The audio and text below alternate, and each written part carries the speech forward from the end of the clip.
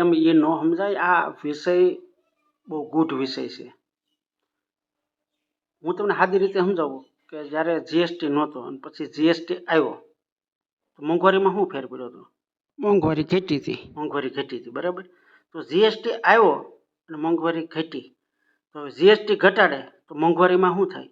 વધારો થાય ને. એમાં તો મોંઘવારી વધે ને, સામાન્ય વાત છે. પણ તમે આ રીતે ન સમજી શકો, કારણ કે જીએસટીનું અંડરગ્રાઉન્ડ જોડાણ સીધું જીડીપી હારે છે. કોની હારે? જીડીપી હારે. તો જીડીપી જાણવા હાટું તમારે જીડીપી ઉપર પીએચડી કરવું પડે. તો આ વિષય આખો બીજગણિત અને ત્રિકોણમિતિનો થઈ ગયો. એ તો આપણે જાણતા નથી. તો તમે જીએસટી વિશે બરાબર. તો આ બધા વિષયના નિષ્ણાત હોય ને એનું કામ છે. આપણે કાંઈ ન કહી ગયા આમાં શું થાય કે શું નહીં.